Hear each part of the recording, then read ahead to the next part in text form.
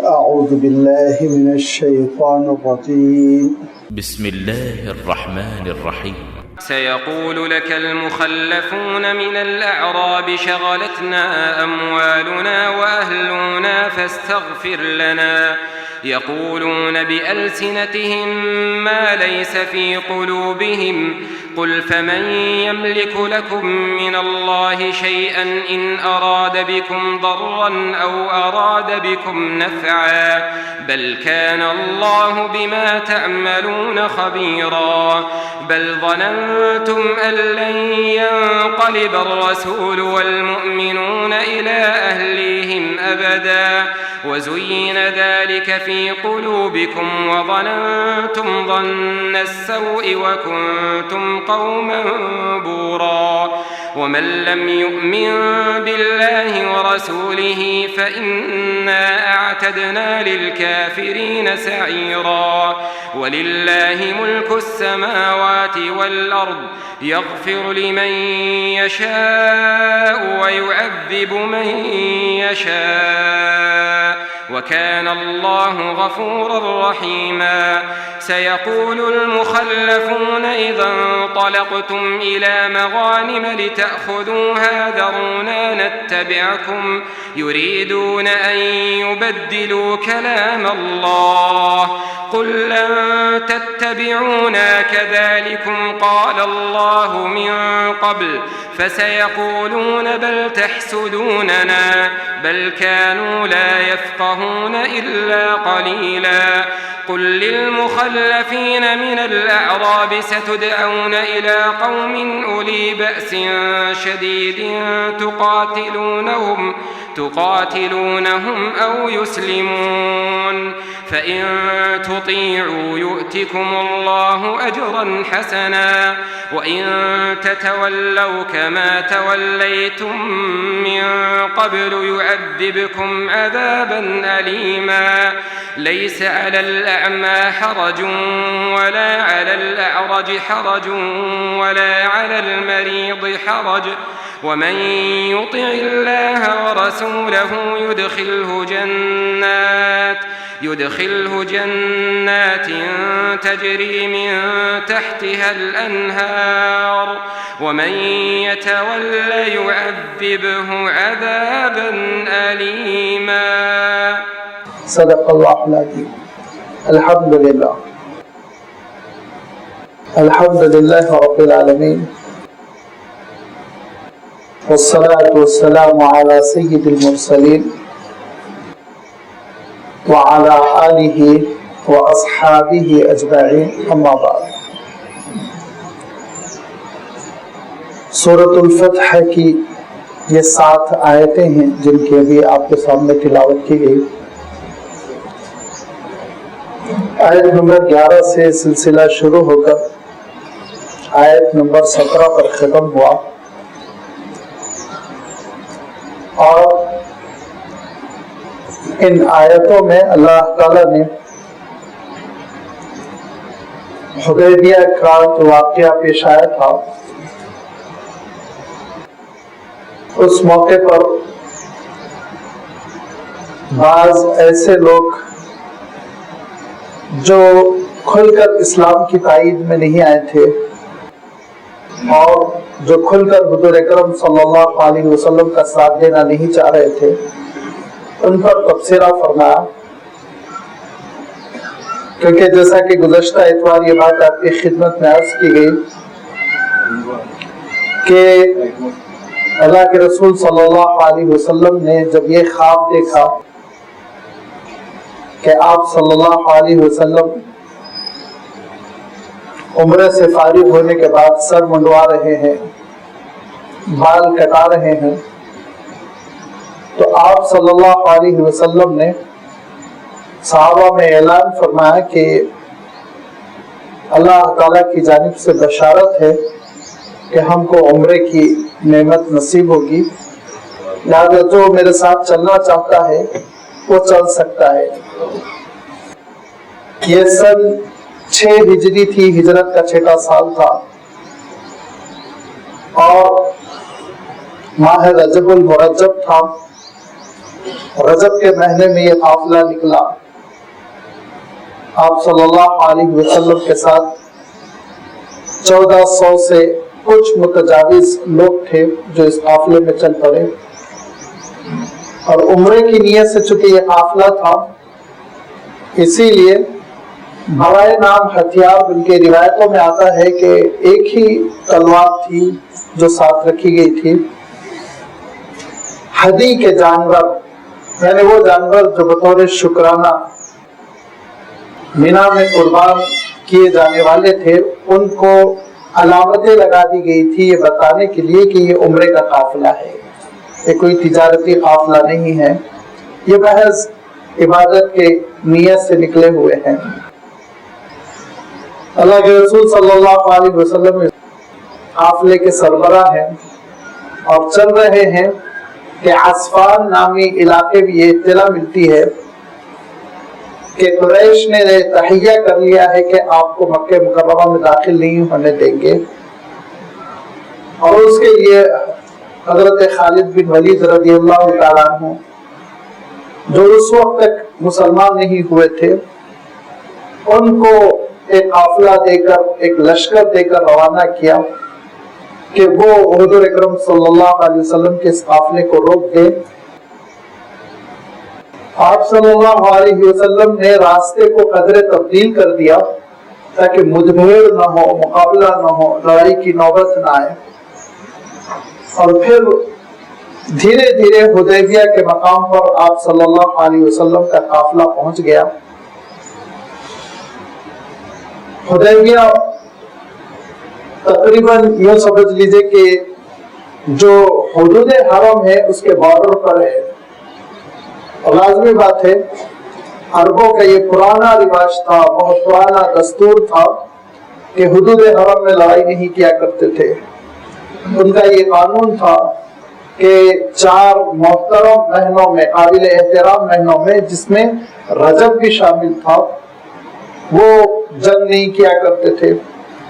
لہذا ہر لحاظ سے قریش کو جنگ نہیں کرنا چاہیے تھا کہ قافلہ عمرے کے لیے ہے، حالت احرام میں ہے، جانور ہدی کے ہے، قربانی کے لیے ہے، قافلے کے ساتھ ہتھیار نہیں ہے، جنگی تیاری بالکل نہیں ہے، اور وہ مہینہ ہے جس میں جنگ نہیں کی جاتی، اور وہ علاقہ ہے جس میں جنگ نہیں کی جاتی. لیکن قریش ضد میں آ چکے تھے اور انہوں نے طے کر لیا تھا کہ اللہ کے رسول صلی اللہ علیہ وسلم کے قافلے کو مکہ مکرمہ میں داخل نہیں ہونے دیں گے. حدیبیہ کے مقام پر جب پڑاؤ ڈالا گیا تو میں نے عرض کیا تھا کہ حدیبیہ وہی ہے جو آج کل ہم جدہ سے جاتے ہیں تو شمسیہ کے نام سے علاقہ پڑتا ہے. وہاں اللہ کے رسول صلی اللہ علیہ وسلم کا قافلہ ٹھہرا ہوا ہے اور چھیڑخانی کی جا رہی ہے کہ مسلمان کچھ نہ کچھ ایسا ری ایکشن کریں، ایسا رد عمل ظاہر کریں کہ اس بنیاد پر قتل و غارت گیری ہو جائے. لیکن اللہ کے رسول صلی اللہ علیہ وسلم نے صحابہ کو تاکید کر دی تھی کہ کوئی بھی رد عمل کا اظہار نہ کرنا. لہذا صحابہ ان ساری چھیڑخانیوں کو سہتے رہے اور پھر حضور اکرم صلی اللہ علیہ وسلم نے اپنے نمائندے کو حضرت عثمان رضی اللہ تعالیٰ عنہ کو مکہ مکرمہ روانہ کیا کہ جا کے قریش کے سرداروں کو آپ سمجھا دیں کہ ہم صرف 3 دن عمرہ کرنے کے لیے مکہ مکرمہ میں داخل ہوں گے، پھر ہم واپس چلے جائیں گے، کوئی لینا دینا نہیں ہے. حضرت عثمان رضی اللہ تعالیٰ عنہ مکہ مکرمہ تشریف لے گئے، افہام و تفہیم کی، بہت سمجھایا، لیکن بات انہوں نے مانی ہی نہیں. بڑا وقت گزر گیا، یہاں تک کہ مسلمانوں میں یہ افواہ پھیل گئی کہ حضرت عثمان کو شہید کر دیا گیا.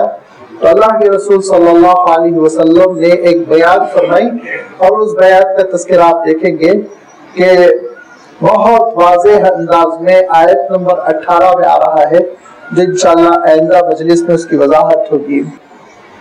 یہ ایک درخت کے نیچے بیعت ہوئی تھی اور کیا ہوا تھا، کیا اللہ کے رسول صلی اللہ علیہ وسلم نے عہد لیا تھا، ساری چیزیں آ رہی ہیں. ہوا یہ کہ بیعت لینے کے بعد سے ان کے اندر یعنی مکہ مکرمہ کے لوگوں کو یہ محسوس ہوا کہ مسلمان ایسا نہیں زود ہضم لقمہ کے ہم ہضم کر لیں، بلکہ یہ مسئلہ سنگین ہو سکتا ہے، لہذا انہوں نے حضرت عثمان رضی اللہ تعالیٰ عنہ کے ساتھ ساتھ سہل ابن عامر کو اپنا سفیر بنا کر بھیجا، اور وہ حضور اکرم صلی اللہ علیہ وسلم کی خدمت میں آیا۔ انہوں نے کہا کہ دیکھیے قریش ضد پر ہے، اس سال آپ عمرہ نہ کیجئے، آئندہ سال آپ عمرہ کر لیجئے۔ یہ ناک کا مسئلہ بنا رکھا ہے انہوں نے، عزت کا مسئلہ بنا رکھا ہے، لہذا اس بار آپ چھوڑ دیجئے۔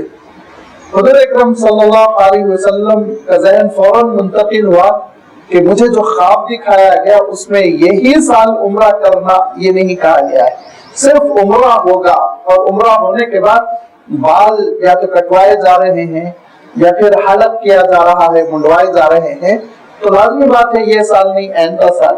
اللہ کے رسول صلی اللہ علیہ وسلم نے شرط رکھی، ٹھیک ہے ہم واپس ہو جائیں گے، آئندہ سال آئیں گے، لیکن یہ کہ آئندہ سال 3 دن کے لیے مکہ مکرمہ تم خالی کر دینا۔ قریش سے عہد لیا گیا کہ اپنے گھروں کو چھوڑ کر وہ مکہ مکرمہ سے باہر چلے جائیں گے، مسلمان 3 دن مکہ مکرمہ میں رہیں گے۔ لہذا یہ طے ہو گیا اور معاہدہ طے ہوا، اور اس معاہدے میں بہت سی باتیں تھی۔ 3 اہم باتیں یہ تھی کہ اب قریش اور اللہ کے رسول صلی اللہ علیہ وسلم کے درمیان یا مدینہ منورہ اور مکہ مکرمہ کے درمیان 10 سال جنگ نہیں ہوگی۔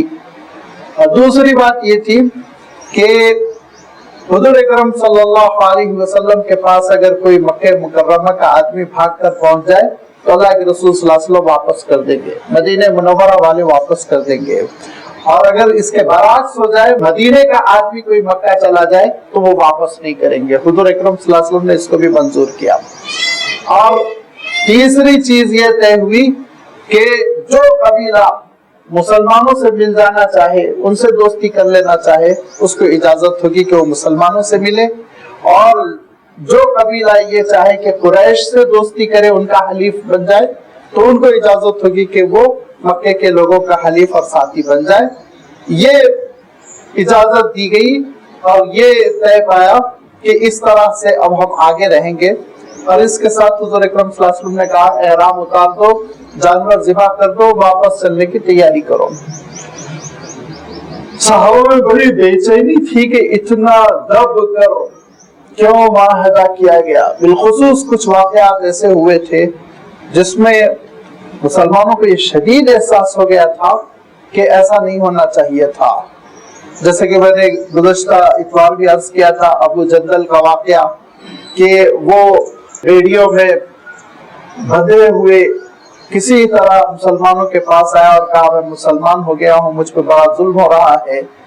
ابھی معاہدہ لکھا نہیں گیا تھا، دستخطیں نہیں ہوئی تھی۔ مسلمانوں نے کہا کہ اللہ کے رسول ابھی گنجائش ہے، معاہدے پہ دستخط نہیں ہوئی، لہذا ہم ابو جندل کو ساتھ لے لیں۔ حضور اکرم صلی اللہ علیہ وسلم نے کہا نہیں، زبانی طور پر تو ہو چکا ہے، لہذا ابو جندل کو معاہدے کے مطابق واپس کیا گیا۔ اس پر مسلمانوں کو بہت زیادہ افسوس تھا، حسرت تھی۔ دوسرے یہ کہ سہیل ابن عامر نے حضور اکرم صلی اللہ علیہ وسلم کے ساتھ اور رسول اللہ کا لفظ لکھنے نہیں دیا۔ جب یہ لکھا گیا کہ ھذا ما صالح قریش وہ محمد رسول اللہ، تو انہوں نے کہا کہ رسول اللہ کا لفظ آپ میٹ دیجئے، کیونکہ ہم آپ کو رسول مانتے تو جھگڑا ہی نہیں تھا، ہم آپ کو رسول نہیں مانتے۔ تو حضور اکرم صلی اللہ علیہ وسلم نے کہا میں اللہ کا رسول ہوں، تمہارے ماننے نہ ماننے سے کوئی نقصان نہیں پڑتا، لیکن میں یہاں اس کو مٹا دیتا ہوں۔ اور وہ مشہور واقعہ ہے کہ حضرت علی رضی اللہ تعالیٰ عنہ جو معاہدہ لکھ رہے تھے، انہوں نے کہا میں کیسے میٹ سکتا ہوں یہ لفظ۔ حضور اکرم صلی اللہ علیہ وسلم نے کہا میرا ہاتھ رکھ دو۔ اللہ کے رسول صلی اللہ علیہ وسلم کا انگوٹھا اس لفظ پر رکھا گیا، اللہ کے رسول صلی اللہ علیہ وسلم نے اس کو مٹا دیا۔ مسلمانوں کو اس پر شدید افسوس ہوا تھا، بڑی تکلیف پہنچی تھی، ذہنی کوفت ہوئی تھی، دلی صدمہ ہوا تھا، نہیں ماننا چاہ رہے تھے وہ اس بات کو، اور بے چین ہو کر کہہ رہے تھے کہ ہم کو اجازت دی جائے، ہم ان کی خبر لے لیں گے۔ لیکن اللہ کے رسول صلی اللہ علیہ وسلم نے صبر کی تلقین کی، واپسی کا ارادہ فرمایا، اور اللہ کے رسول صلی اللہ علیہ وسلم واپس ہو رہے تھے کہ سورۃ الفتح نازل ہوئی، اور اس میں اللہ تعالیٰ ارشاد فرماتا ہم نے تم کو کھلی ہوئی کامیابی عنایت کی۔ اب جب یہ کامیابی کا مجدہ سنایا گیا تو مسلمان بے چین ہوئے اور پوچھا اللہ کے رسول یہ کیا کامیابی ہے؟ حضور اکرم صلی اللہ علیہ وسلم نے ارشاد فرمایا دیکھو کتنی بڑی کامیابی ہے کہ اب تک وہ ہم کو تسلیم ہی نہیں کر رہے تھے، اب انہوں نے ہم کو ایک مملکت تسلیم کر لیا، مدینہ منورہ کو انہوں نے ایک مملکت تسلیم کر لیا ہے اور ہم سے معاہدہ کرنے پہ مجبور ہوئے، انہوں نے گھٹنے ٹیک دیے، اس کو سمجھنے کی کوشش کرو۔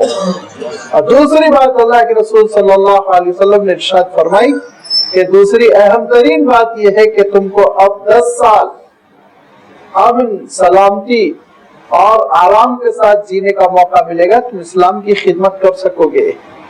لہذا اس کے بعد حضور اکرم صلی اللہ علیہ وسلم نے بڑے خطوط بھیجے اور بہت حالات تبدیل ہوئے، اس کا تذکرہ آتا رہے گا۔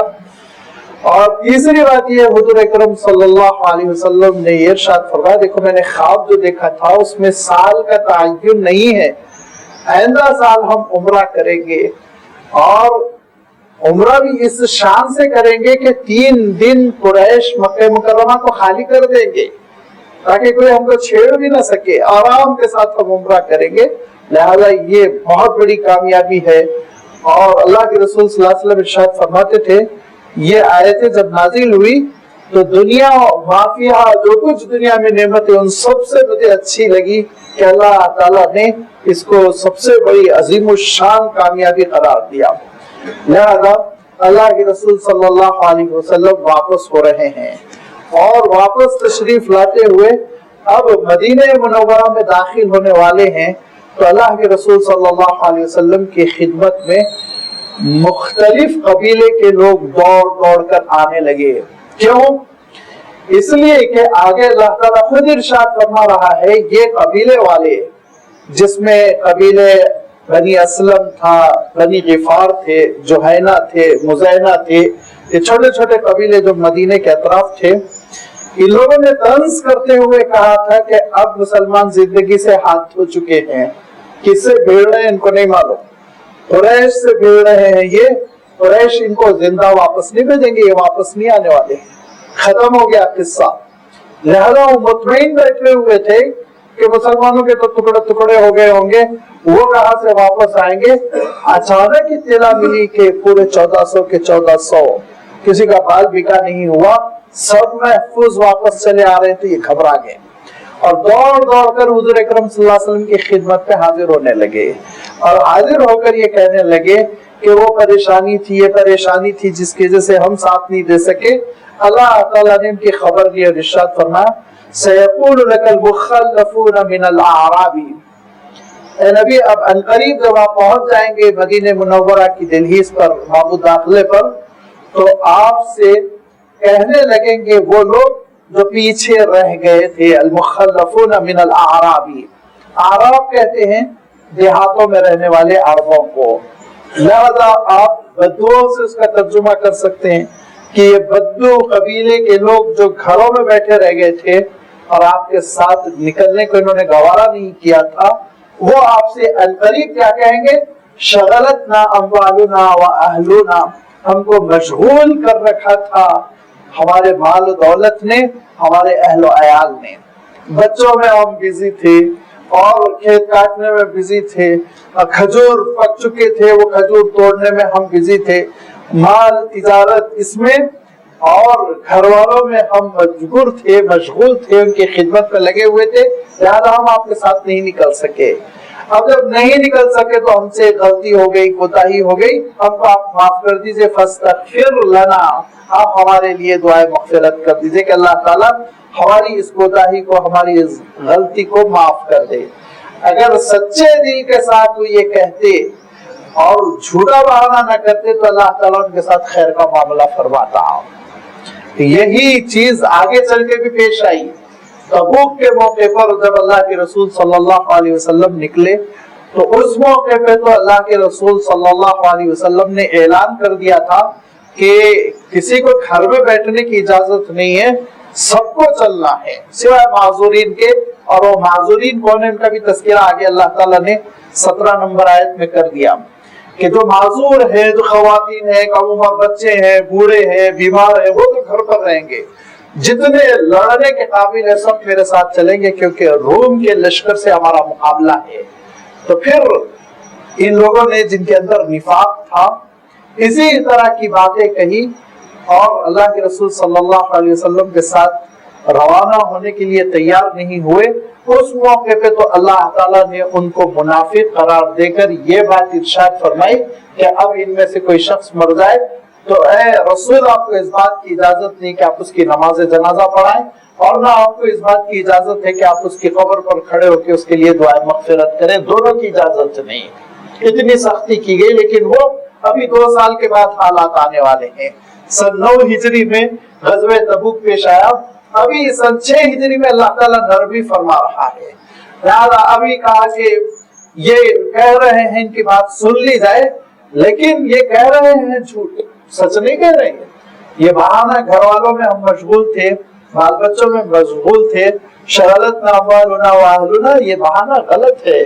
یہ مشغول نہیں تھے, چل سکتے تھے, حالات سازگار تھے لیکن یہ کچھ اور سمجھ رہے تھے. کیا سمجھ رہے تھے اس کا اللہ تعالیٰ نے تذکرہ کیا. یقولون بألسنتهم ما ليس في قلوبهم, کہا یہ زبانوں سے وہ بات کہیں گے جو ان کے دلوں میں نہیں ہے. دلوں میں تو یہ تھا کہ رسول کو شکست ہو جائے, دلوں میں تو یہ تھا کہ مسلمان نیست و نابود ہو جائے, ختم ہو جائے, دلوں میں یہ خواہش تھی.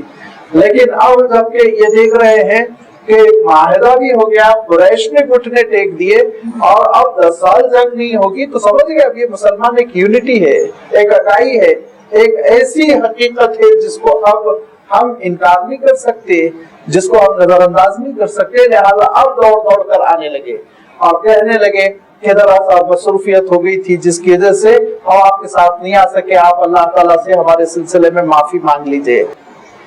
یقولون بألسنتهم, اپنی زبانوں سے وہ بات کہہ رہے ہیں, ما لیس فی قلوبہم, جو ان کے دلوں میں ہرگز نہیں ہے. تو اے نبی آپ ان سے کہیے قل فمن یملک لکم من اللہ شیئا ان اراد بکم ضرا اور اراد بکم نفعا, ان سے کہیے کہ کون ہے جو اس بات پر قدرت رکھتا ہے کہ تم کو نقصان پہنچائے نفع پہنچائے, جبکہ اللہ تعالیٰ تم کو نقصان اور نفع پہنچانا چاہتا ہو. اللہ تعالیٰ جو کرنا چاہتا ہے اس کے مقابلے میں کون ہے جو رکاوٹ بن سکے. فَمَن يَمْلِكُ لَكُم مِّنَ اللَّهِ, اللہ تعالیٰ کو کون روک سکتا ہے تمہارے لیے جب اللہ تعالیٰ تم کو نقصان پہنچانا چاہے. اللہ تعالیٰ طے کر لے تم کو نقصان پہنچایا جائے یا اللہ تعالیٰ طے کر لے تم کو نفع پہنچایا جائے تو کون روک سکتا ہے. کیوں تم غلط بات کہہ رہے ہو.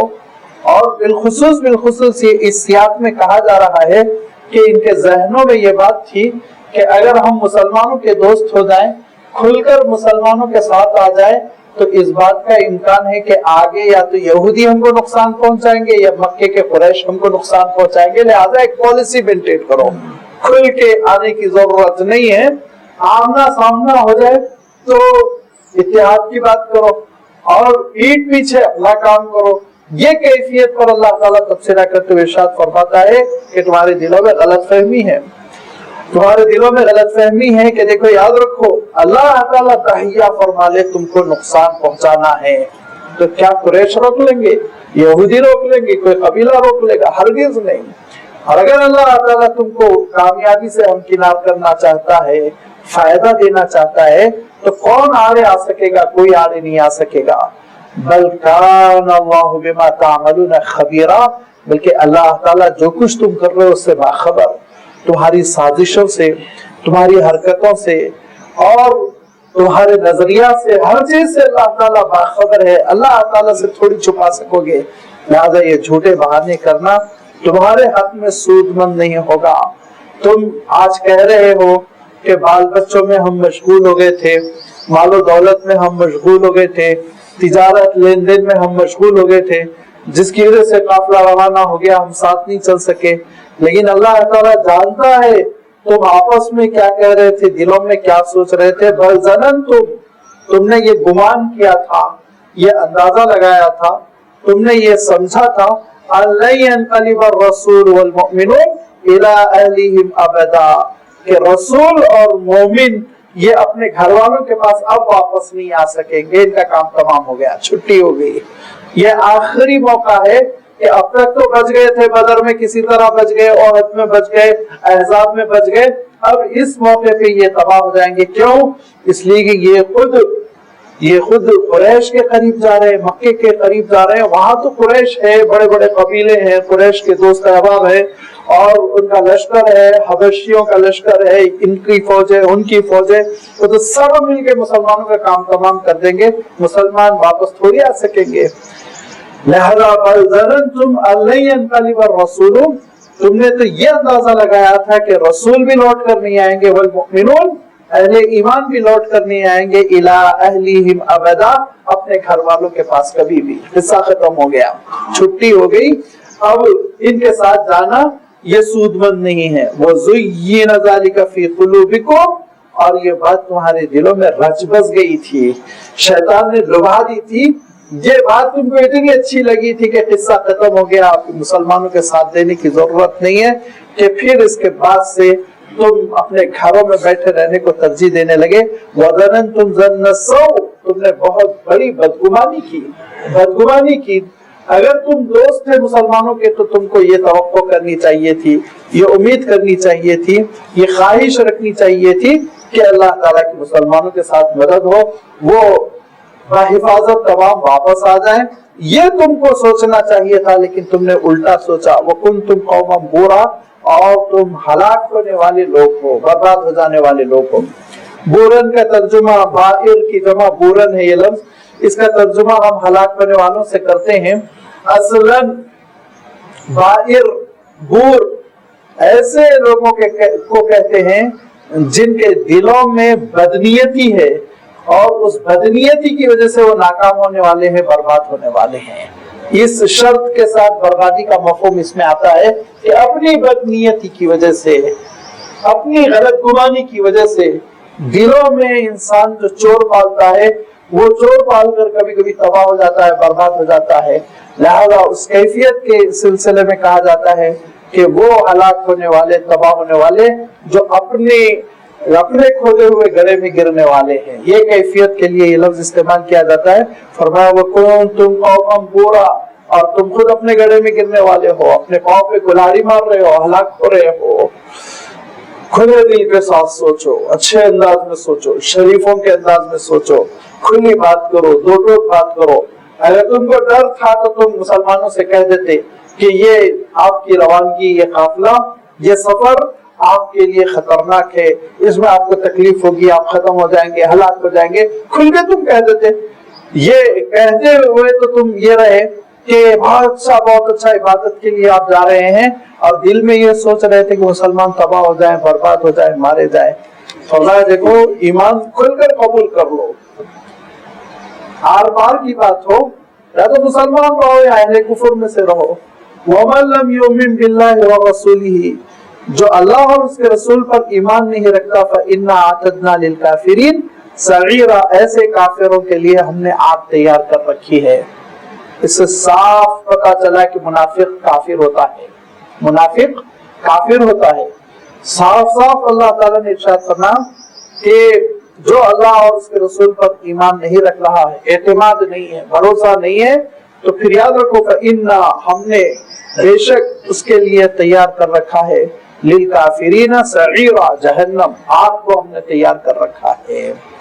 لیکن ابھی اللہ تعالیٰ نے وہ سختی نہیں کی کہ یہ اہل کفر ہیں، ان کو سوسائٹی میں سے نکال کے پھینک دیا جائے، ان کی نماز جنازہ نہ ہو. یہ ساری باتیں اللہ تعالیٰ نے ابھی ارشاد نہیں فرمائی.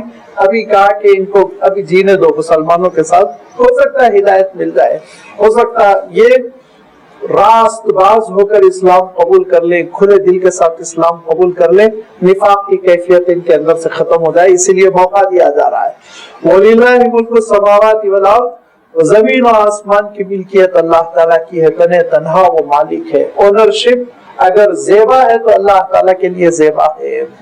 باقی جتنے انسان اور جتنی مخلوق اپنے آپ کو اونر سمجھتی ہے، وہ غلط فہمی ہے. ایک سراب ہے، ایک چمکتی ہوئی چیز ہے جس کے بارے میں وہ سمجھ رہے ہیں کہ یہ ہمیشہ کے لیے ان کو ملکیت ملی ہوئی ہے. ہرگز نہیں. اللہ تعالیٰ ارشاد فرماتا دیکھو وَلِلَّهِ مُلْكُ السَّمَاوَاتِ وَالْأَرْضِ، زمین و آسمان کی ملکیت اللہ تعالیٰ کی ہے. تو قریش مکہ مکرمہ پہ ہمیشہ کنٹرول کر سکیں گے نہیں، بہت عنقریب وہ چھٹی کرنے والا ہے ان کو. ایک مہلت ہے ارحم الراحمین کی جانب سے नरमी बरती जा रही है, वरना उनका अब बस चलने वाला नहीं है। धीरे धीरे उनके लिए अल्लाह ताला दायरा तंग कर रहा है। लिहाजा इरशाद फरमाया कि मालिक हकीकी तो अल्लाह ताला है, तुमको मालिक हकीकी से डरना चाहिए, उसकी रियायत करनी चाहिए, उसका हुक्म मानना चाहिए, उसकी हकीकी मिल्कियत और उसकी अनकंडीशनल ओनरशिप का आलम यह है, यगफिरु लिमन यशा, जिसको चाहे वो माफ कर दे, वो युअज़िबु मन यशा, जिसको चाहे अजाब में मुब्तला कर दे। कोई चीज उसको रोकने वाली नहीं है, वो किसी का जवाब दे नहीं है, कोई चीज उसके आड़े आने वाली नहीं है, वो जो चाहे वो फैसला करे।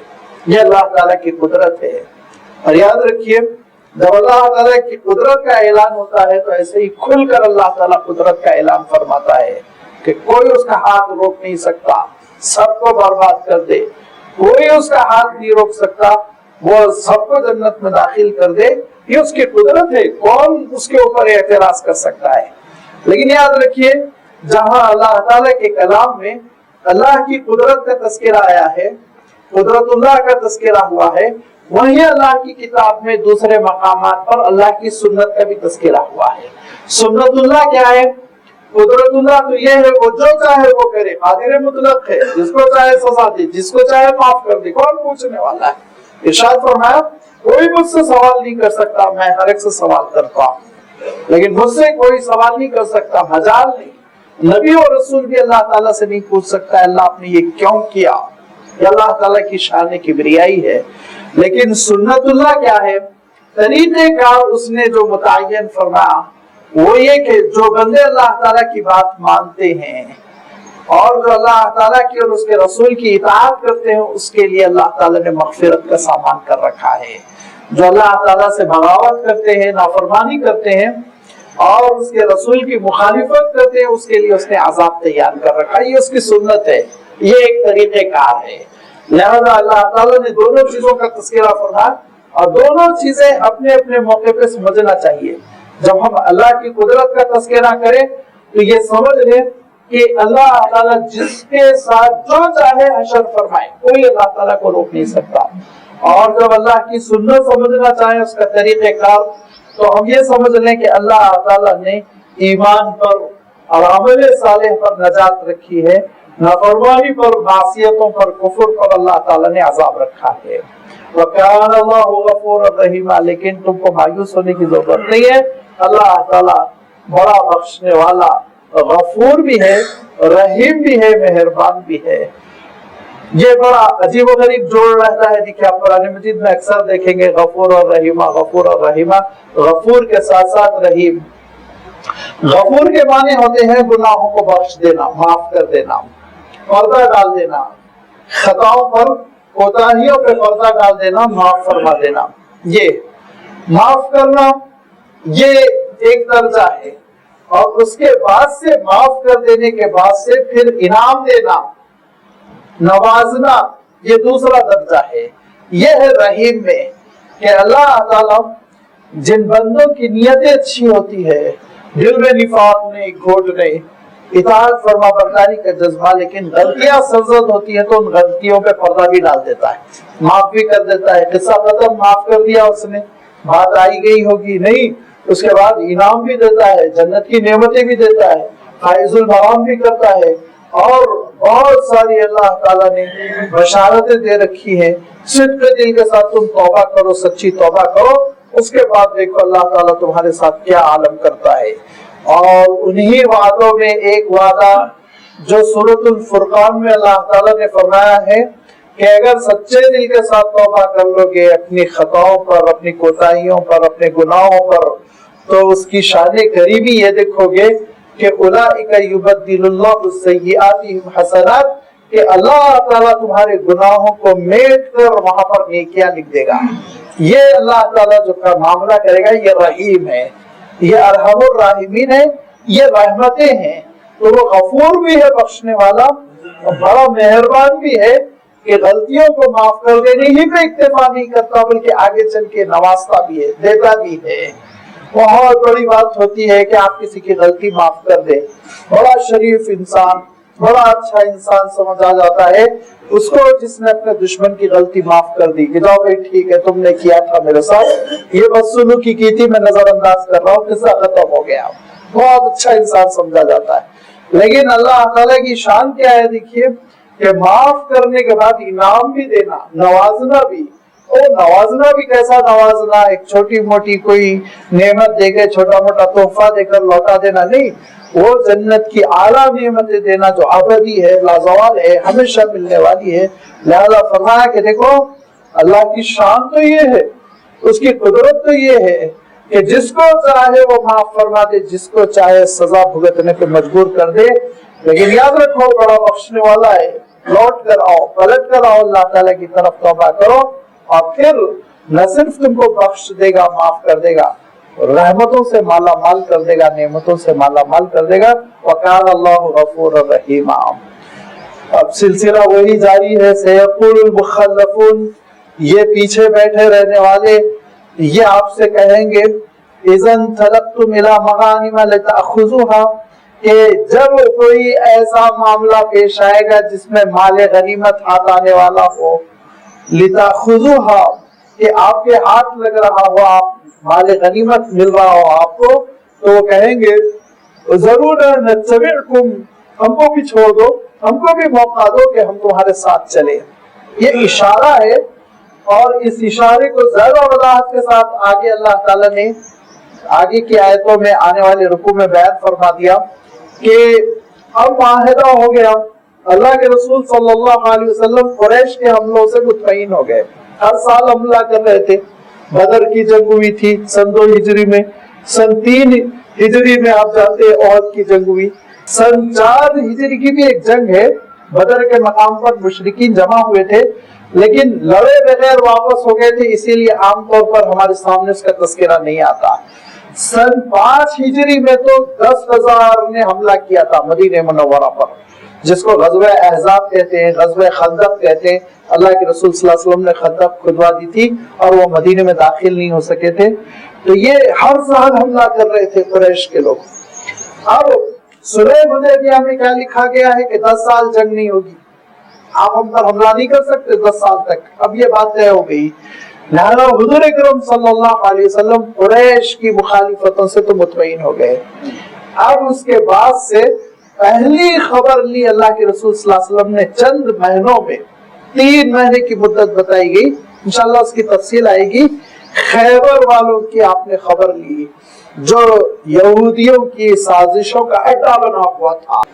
بار بار مسلمانوں کو وہاں سے ستایا جا رہا تھا اللہ کے رسول صلی اللہ علیہ وسلم جب خیبر تشریف لے جانے لگیں گے تو ان کا عالم یہ ہوگا اللہ تعالیٰ ارشاد فرماتا ہے اس وقت یہ بھاگ بھاگ کر آنے لگیں گے اور یہ کہنے لگیں گے ہم کو بھی ساتھ لیجئے کیونکہ ان کو معلوم ہے خیبر میں پیسے بہت ہاتھ لگنے والے ہیں وہاں جو ہے جو غیر مسلم ہے وہ پٹنے والے ہیں وہاں کی دولت مسلمانوں کو ہاتھ لگنے والی ہے لہذا ہم کو بھی کچھ حصہ مل جائے یہ کہہ کر کیا کریں گے ضرور نتبعکم کہ ہم کو بھی موقع دو ہم بھی تمہارے ساتھ چلیں گے لیکن اللہ تعالیٰ نے صاف ارشاد فرما دیا تھا کہ خیبر کی جنگ میں وہی لوگ جا سکیں گے 1400 جو اس وقت آپ کے ساتھ تھے کسی اور کو نہیں لیا جائے گا کسی اور کو ساتھ نہیں لیا جائے گا لہذا جب خیبر کا سفر ہوا تو اللہ کے رسول صلی اللہ علیہ وسلم نے صرف اپنے ان 1400 ساتھیوں کو ساتھ لیا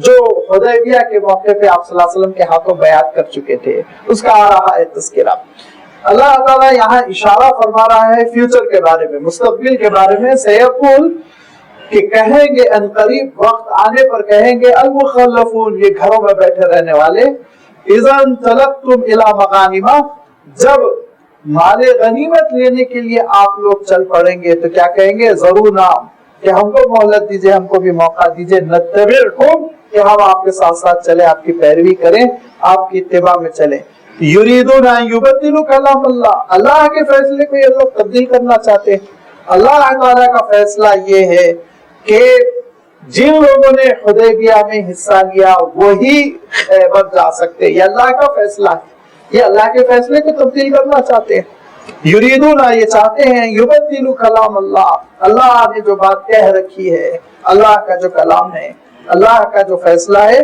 وہ تبدیل کر دیں گے.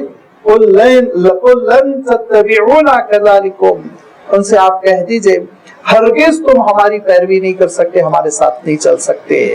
قال اللہ من قبل، اسی طرح اللہ نے پہلے ہی اعلان کر دیا ہے، پہلے ہی اس نے کہہ دیا ہے، پہلے ہی فرما دیا ہے کہ اس جنگ میں، خیبر کی جنگ میں وہی جا سکیں گے جو حدیبیہ میں شریک تھے. اللہ کا فیصلہ ہے تو ہمارے ساتھ نہیں چل سکتے. تو یہ کیا کہیں گے جب اللہ کے رسول صلی اللہ علیہ وسلم یہ ڈکلیئر کر دیں گے کہ خیبر میں وہی جا سکتے ہیں جو حدیبیہ میں تھے، تو یہ کہیں گے فَسَيَقُولُونَ بَلْ تَحْسَدُونَنَا، وہ عنقریب کہہ پڑیں گے بلکہ تم لوگ تو ہم سے حسد کر رہے ہو کہ ہم کو بھی تھوڑی دولت مل جائے گی، کچھ پیسے ہاتھ لگ جائیں گے، اس پر تم حسد کر رہے ہو.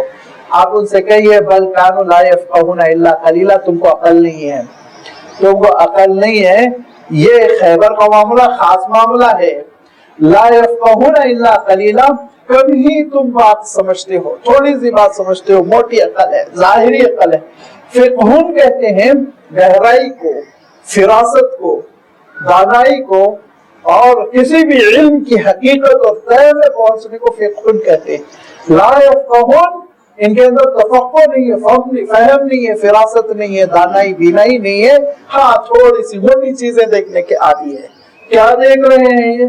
یہ دیکھ یہ رہے ہیں کہ اللہ کے رسول صلی اللہ علیہ وسلم کا ایک سفر ہوا تھا حدیبیہ کا، جس میں سب ختم ہونے کا اندیشہ تھا، لیکن بہرحال بچ گئے کسی طرح. اب یہ لوگ مال غنیمت بٹورنے کے لیے جا رہے ہیں، ہم کو بھی ساتھ ہونا چاہیے، یہ دیکھ رہے ہیں. لیکن اللہ تعالیٰ کا عالم یہ ہے کہ اندرون میں جو بات ہے حقیقت، کہ اللہ تعالیٰ نے اپنے رسول کا حدیبیہ کا سفر کروایا تاکہ پوری عرب مملکت میں، پورے عرب کے خطے میں ایک مسلمانوں کی دھاک پڑ جائے، ایک رعب قائم ہو جائے، دبدبا ہو جائے کہ اب قریش بھی ان کے آگے گھٹنے ٹیک رہے ہیں. سب سے بڑا جو قبیلہ تھا، جس کو مذہبی تقدس بھی تھا، جس کا سیاسی اثر و نفوذ بھی تھا، اور جو کمرشل بھی تھے، تجارتی میدان میں بھی آگے تھے، وہ گھٹنے ٹیکنے پہ مجبور ہو گئے. تو چھوٹے چھوٹے قبیلے تو یہیں جھک جائیں گے. یہ اللہ تعالیٰ نے اس لیے یہ سفر کروایا تھا. اور پھر حدیبیہ کے سفر میں اس عمرے کی نیت سے جو مسلمان نکلے تھے 1400، ان کا عالم یہ تھا کہ کھانے پینے کے کچھ نہیں ہے، ان کا عالم یہ تھا کہ ہتھیار نہیں ہے، ان کا عالم یہ تھا کہ سواریاں نہیں ہیں، ان کا عالم یہ تھا کہ ایسا لگ رہا تھا کہ بس سر سے کفن باندھ کے جا رہے ہیں، بچنا مشکل، یہ مر جائیں گے. لیکن شہادت کا شوق تھا، جذبہ تھا، کسی قسم کا ڈر نہیں تھا، اللہ کے راہ میں ختم ہو جائیں گے. آپ سوچئے ایسے ماحول میں، اس زمانے کے مشرکانہ ماحول کا تصور کیجئے، جنگوں کا تصور کیجئے، قریش کی دشمنی کا آپ تصور کیجئے، اور اس میں بغیر ہتھیار احرام باندھ کے چلے جا رہے ہیں. تو ایسے ہی ہے جیسے کہ سانپ کی بل میں انگلی ڈالنا. لیکن بہرحال مسلمان بے خوف ہے. کیوں؟ اللہ کے رسول نے کہہ دیا. اللہ کے رسول صلی اللہ علیہ وسلم کی بات پر اعتماد.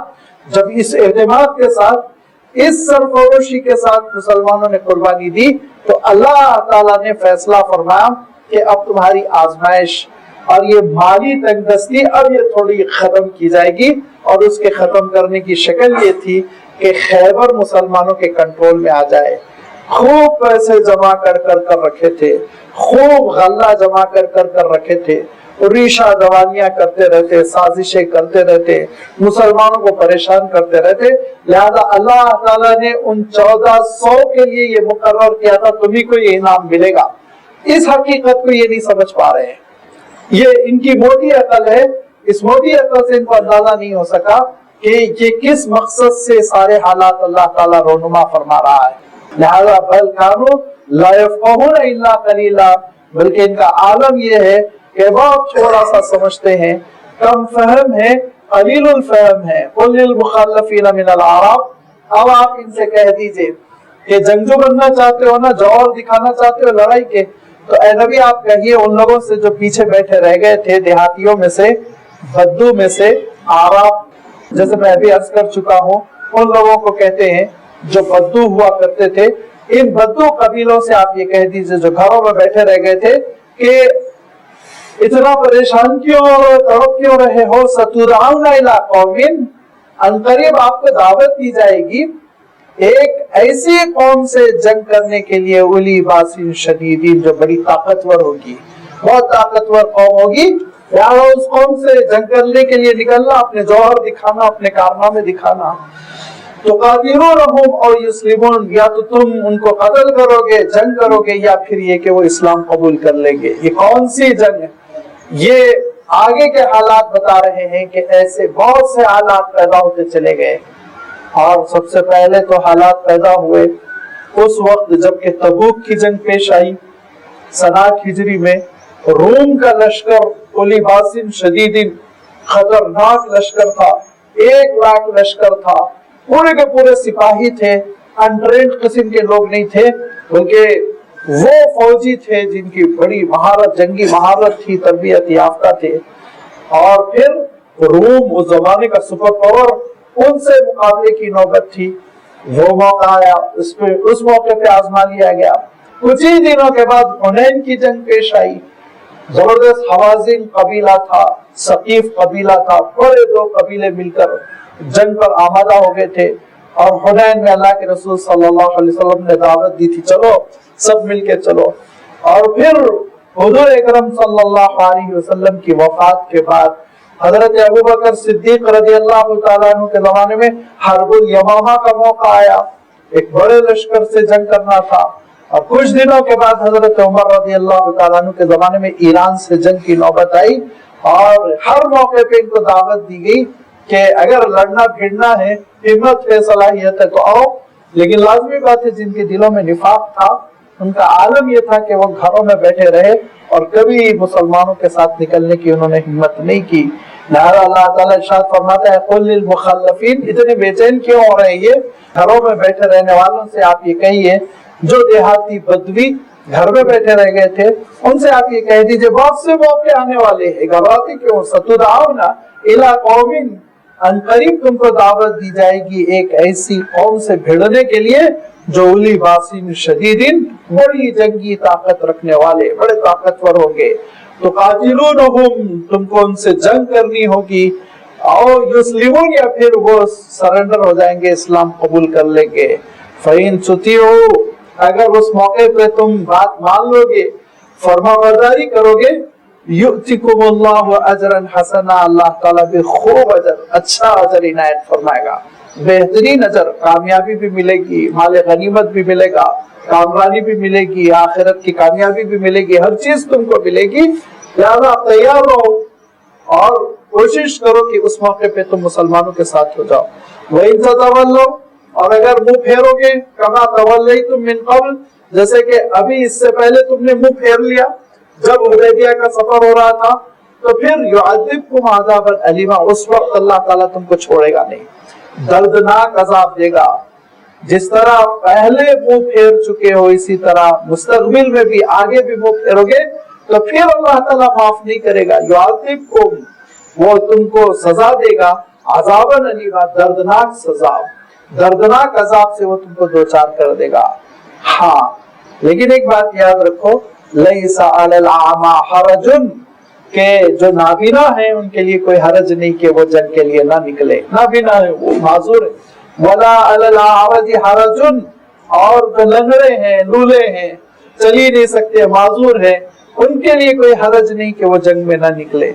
वला अलल मरीद हरजुन, और जो बीमार हैं, बुखार आया हुआ है और इस बीमारी में फंसे हुए, उस बीमारी में फंसे हुए, तो लाजमी बात है वो नाफरमान नहीं माने जाएंगे, उनके लिए कोई हरज नहीं कि वो जंग में हिस्सा ना दे। और इसके अलावा जो लोग होंगे, जब बड़ी जंगों की नौबत आएगी तो उन सबको तलब किया जाएगा। वमन युतिइल्लाह व रसूलहु, जो इताअत करेगा अल्लाह की और उसके रसूल की, युदखिलहु जन्नातिन तजरी, अल्लाह ताला उसको दाखिल कर देगा उन बागात में, उन जन्नतों में जिसके नीचे से नहरें बह रही होगी। वमन यतवल्ला, और जो मुंह फेर लेगा, युअज़िबहु अज़ाबन अलीमा, अल्लाह ताला उसको दर्दनाक अजाब का शिकार कर देगा, अल्लाह ताला उसको दर्दनाक अजाब से दो चार कर देगा। कामयाबी की शर्त क्या है? वमन युतिइल्लाह व रसूलहु, अल्लाह की भी इताअत हो, रसूल की भी इताअत हो, दोनों की इताअत अल्लाह ताला ने शर्त लगा दी। एक इताअत से काम नहीं चलने वाला, याद रखो, अल्लाह की इताअत भी होनी है اور رسول کی اطاعت بھی ہونی ہے. اور دوسرے مقام پر اللہ تعالیٰ نے زیادہ وضاحت کے لیے کیا ارشاد فرمایا؟ اطیعوا اللہ و اطیعوا الرسول. دونوں کا الگ الگ اللہ تعالیٰ نے ذکر کر دیا. اللہ کی اطاعت کرو اور رسول کی بھی اطاعت کرو. لہذا یہ صراحت کے ساتھ قرآن پاک میں بے شمار مواقع ایسے ہیں جہاں یہ بتا دیا گیا کہ اللہ اور اس کے رسول دونوں کی تم کو اطاعت کرنی ہوگی. اللہ تعالیٰ کی اطاعت کیا ہے؟ جو احکام قرآن مجید میں آئے ہیں، اللہ تعالیٰ نے جن چیزوں کو کرنے کا حکم دیا فرائض کی شکل میں وہ کرنا، جن چیزوں سے روک دیا ان سے رک جانا. اور رسول کی اطاعت کیا ہے؟ حضور اکرم صلی اللہ علیہ وسلم نے جن چیزوں کے سلسلے میں اعلان فرمایا ان کو کرو، اور جن چیزوں کے سلسلے میں اعلان فرمایا ان کو نہ کرو. لہذا سنت کی بھی وہی اہمیت ہے، یاد رکھیے، جو ایک شرعی اور قانونی چیز کی ہوتی ہے. عام طور پر ذہنوں میں کیا آتا ہے کہ یہ تو سنت ہے نا. نہیں، سنت کی اہمیت گھٹانی نہیں چاہیے. اتباع رسول یاد رکھیے کامیابی کی کلید ہے. صراط مستقیم ہے حضور اکرم صلی اللہ علیہ وسلم کی پیروی کرنا. اللہ تعالیٰ صاف ارشاد فرماتا ہے کہ یہ رسول، یہ نبی تم کو ہدایت دے رہے ہیں، بلا رہے ہیں، دعوت دے رہے ہیں صراط مستقیم کی جانب. لہذا آپ صلی اللہ علیہ وسلم کی پیروی ویسے ہی ہے جیسے اللہ تعالیٰ کی پیروی. خذوا ما آتاکم الرسول، اور رسول جو حکم دے رہے ہیں اس کو تم مان لو، تسلیم کر لو. جن چیزوں سے روک رہے ہیں رک جاؤ، جن چیزوں سے منع کر رہے ہیں تم پھر اس سے باز آ جاؤ. اسی لیے اللہ کے رسول صلی اللہ علیہ وسلم فرماتے تھے کہ ایک زمانہ آنے والا ہے جس میں لوگ تکیوں سے ٹیک لگائے، سستی، کاہلی، غفلت کے ساتھ بیٹھے ہوئے یہ کہیں گے کہ قرآن مجید میں جو حلال ہے اس کو تو میں مانتا ہوں، قرآن مجید میں جو حرام ہے اس کو تو میں مانتا ہوں، اس کے آگے میں نہیں مانتا ہوں. تو اللہ کے رسول صلی اللہ علیہ وسلم کہتے ہیں یاد رکھو اللہ تعالیٰ نے مجھے بھی وہی اختیار دیا کہ میں جو چیز اللہ نے حلال کی اس کو ڈکلیئر کروں، جو چیز اللہ نے حرام کی اس کو ڈکلیئر کروں. یہ اتھارٹی اللہ کی جانب سے ملی ہے. وہی چیزیں صرف حلال و حرام نہیں ہے جن کا تذکرہ قرآن مجید میں ہے، اور مجھے بھی اتھارٹی ہے، مجھے بھی اللہ تعالیٰ نے اختیار دیا ہے. اور میں تم سے کہتا ہوں کہ یہ جو پالتو گدھے ہوتے ہیں وہ حرام ہے. اللہ کے رسول صلی اللہ علیہ وسلم نے ڈکلیئر کیا اور یہ کہا کہ دیکھو جو پالتو گدھے میں اس لیے کہہ رہا ہوں، الحمر الاہلیہ کا لفظ آیا ہے اور اس کے مقابلے میں الحمر الوحشیہ کا لفظ آتا ہے، جس کا ترجمہ ہم گدھوں سے نہیں کرتے، زیبرا سے کرتے ہیں. تو زیبرا حلال ہے، اس کا شکار کیا جا سکتا ہے، وہ قانونی طور پہ لیگل ہے انلیگل ہے وہ میں نہیں جانتا، لیکن شریعت اسلامی میں وہ حلال ہے. اور جو گدھے ہوتے ہیں جن کو ہم گدھے کہتے ہیں وہ اس کو عربی میں الحمر الاہلیہ کہتے ہیں. یہ جانور حرام ہے، حالانکہ حرام ہونے کی کوئی شرط اس میں نہیں پائی جاتی، حرام ہونے کی کوئی شرط نہیں پائی جاتی. اللہ تعالیٰ نے حرام ہونے کا اصول یہ بتایا، جو جانور ذینابن جو شکار کرتے ہوں اپنے پنجوں سے اور اپنے پنجوں سے ہلاک کر کے جو کھاتے ہوں، وہ جانور وہ پرندے حرام کیے گئے. تو گدھا تو اپنے پنجے سے کچھ نہیں کرتا، تو گھاس کھاتا ہے، لہذا وہ سبزی خور ہونے کے باوجود حرام کیا گیا. کیوں؟ اللہ کے رسول صلی اللہ علیہ وسلم نے ڈکلیئر کر دیا، اعلان کر دیا کہ گدھے تم پر ویسے ہی حرام ہے جیسے کہ کتا بلی تمہارے لیے حرام ہے. تو حرام ہے، اللہ کے رسول صلی اللہ علیہ وسلم کو اختیار ہے، اللہ تعالیٰ نے اختیار دیا، وہ نبوت اور رسالت کے منصب پر فائز ہے. لہذا جو کہتے ہیں وہی الہی کی بنیاد پر کہتے ہیں، اپنی جانب سے نہیں کہتے. وَمَا يَنطِقُ عَنِ الْهَوَىٰ إِنْ هُوَ إِلَّا وَحْيٌ يُوحَىٰ. صراحت کر دی گئی کہ حضور اکرم صلی اللہ علیہ وسلم جب روزمرہ کی گفتگو کریں گے تو آپ کی گفتگو کہلائے گی، لیکن جب دین کی گفتگو کریں گے تو وہ محض اللہ کی جانب سے ہوگی، آپ اپنی جانب سے نہیں کریں گے. اگر اللہ کے رسول صلی اللہ علیہ وسلم گھریلو گفتگو کر رہے ہیں، نجی گفتگو کر رہے ہیں کہ مجھے یہ کھانا جی چاہتا ہے، میں آرام کرنا چاہتا ہوں، مجھے یہ پہننا جی چاہتا ہے، وہ حضور اکرم صلی اللہ علیہ وسلم کی نجی گفتگو ہوگی. لیکن جب اللہ کے رسول صلی اللہ علیہ وسلم یہ کہیں گے کہ اے مسلمانوں یہ کام تم کو کرنا ہے، اللہ نے حکم دیا، یا یہ کہیں گے کہ اے مسلمانوں اس کام سے باز آ جاؤ، تو پھر حضور اکرم صلی اللہ علیہ وسلم کا یہ قول، یہ جملہ، یہ اعلان وحی الہی کی بنیاد پر ہوگا، اپنی جانب سے ہرگز نہیں ہوگا. لہذا اللہ تعالیٰ نے صاف تاکید کر دی کہ دیکھو اطاعت جہاں اللہ کی کرنی ہے وہی اللہ کے رسول صلی اللہ علیہ وسلم کی بھی اطاعت ہونی ہے، اور ایسی اطاعت ہونی ہے کہ اللہ تعالیٰ ارشاد فرماتا ہے وَمَن يُطِعِ اللَّهَ وَرَسُولَهُ فَقَدْ فَازَ فَوْزًا عَظِيمًا، کامیابی اسی کے لیے ہے جو اللہ کے ساتھ ساتھ رسول کی اطاعت کرے۔ 50% پہ نہیں ہے کامیابی، وَمَن يُطِعِ اللَّهَ فَقَدْ فَازَ فَوْزًا عَظِيمًا، یہ ارشاد فرما اللہ اور اس کے رسول کی اطاعت۔ اور پھر آگے بڑھ کر تو اللہ تعالیٰ نے اتنی بڑی بات ارشاد فرما دی قُلْ إِن كُنتُمْ تُحِبُّونَ اللَّهَ فَاتَّبِعُونِي يُحْبِبْكُمُ اللَّهُ وَيَغْفِرْ لَكُمْ ذُنُوبَكُمْ۔ اے نبی آپ اعلان کر دیجئے، آپ اعلان کر دیجئے کہ اگر تم اللہ سے محبت کرنا چاہتے ہو تو یاد رکھو میرے راستے پر چلو، میری پیروی کرو تو اللہ کے محبوب ہو جاؤ گے۔ اور یہی نہیں بلکہ تم اللہ سے محبت کرنے لگو گے، بلکہ اللہ بھی تم سے محبت کرنے لگے گا، اللہ بھی تم سے محبت کرنے لگے گا، اور تم سے جو چھوٹی موٹی غلطیاں ہوں گی نا ان سب کو معاف فرما دے گا۔ لہذا اللہ کے رسول صلی اللہ علیہ وسلم کی اطاعت ہی میں ہماری اخروی زندگی بھی ہے، دنیاوی زندگی بھی ہے۔ ارشاد فرمایا کہ وہ جو دعوت اللہ کے رسول دے رہے ہیں لما یحییکم، اس میں تمہاری حیات ہے، اس میں تمہاری زندگی ہے، لہذا اللہ کے رسول صلی اللہ علیہ وسلم کی پیروی کرنا وہ کامیابی کے لیے شرط ہے۔